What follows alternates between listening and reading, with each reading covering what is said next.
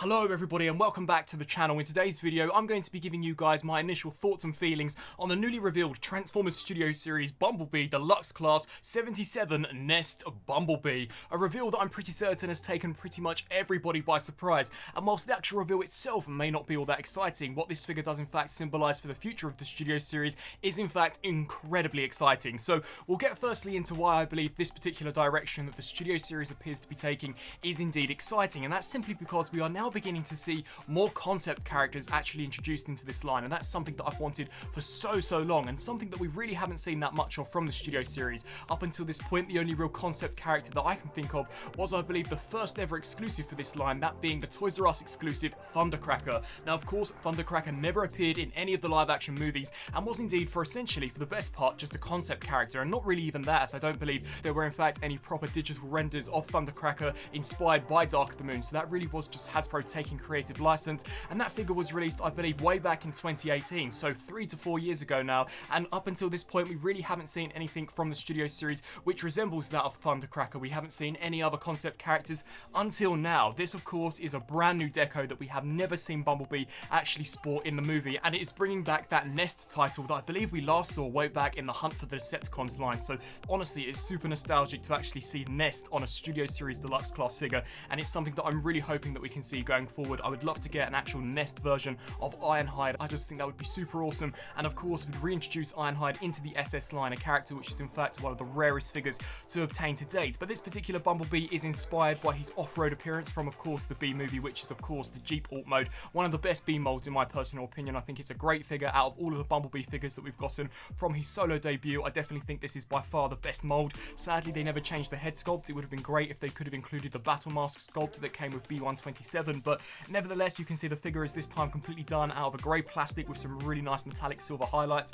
The face sculpt looks excellent with those super awesome blue eyes, and as we actually take a look at the Jeep mode, of course it is exactly the same in terms of design as Off-Road B. However, it has indeed got a N.E.S.T and Autobot insignia slap bang in the centre of the bonnet, which looks super awesome. This was very similar to, I believe, one of the Revenge of the Fallen sublines that we got way back in the day, so once again super cool to actually see that insignia incorporated onto this guy, and very surprisingly he will indeed also include a Sam Witwicky character. Now this has just been thrown in there for whatever reason. Of course, Sam Witwicky never actually even appeared in the Bumblebee movie, so this character truly is just a concept character, but a really intriguing concept character, and I'm actually super excited to see as to what they have in store for us. But imagine if they did concept versions of Optimus Prime or any of the other Autobot and Decepticons. It definitely does open the door for a lot of possibilities. Once again, we could perhaps be seeing a very similar situation to that Dark of the Moon Thundercracker, where we're getting some of the older molds reused with brand new components, new head sculpts or new colour variations to give us a different spin on these characters. And I think this is by far one of the boldest repaints of Bumblebee we've seen from this line. Of course,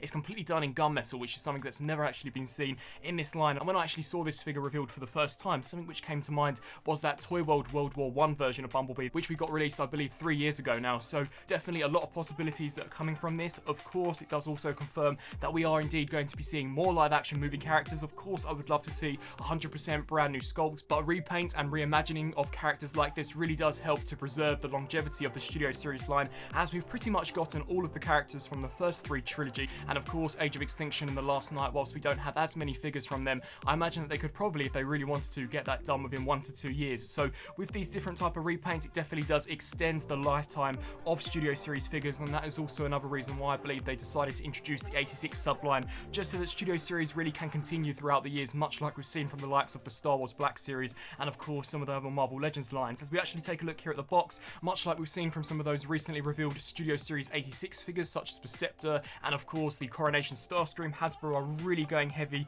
in actually making the box for the most part 100% cardboard. So we have a very minimal plastic window, which I actually don't think looks too bad at all. If anything, it actually makes the artwork pop and actually shows a lot more detail. So the image we've got there of Bumblebee is of course him inspired by his off-road appearance, but we've now got this N.E.S.T colour variation actually applied over the top, and I think it looks fantastic. He comes with the same backdrop as the Off-Road B, so it is that canyon battle sequence that we see at the beginning of the Bumblebee movie, and of course we merely do just get that Sam Witwicky figure. So once again, whilst not a super exciting reveal in itself, what it does actually have to offer in terms of future repaints and future releases I actually think is incredibly exciting, and I'm really intrigued to see as to whether or not we could perhaps be seeing some future N.E.S.T inspired characters, or whether or not Hasbro are going to go all in and give us some proper concept characters. I would love some figures from some of those previous live action movie video games. That would be super awesome. I do know there are some rumours that they are in fact going to be approaching characters like like Warpath and some other concept characters that we actually saw in the original Revenge of the Fallen line. So definitely for me, this is really exciting. It's just awesome to actually get some official reveals for the studio series, as of course,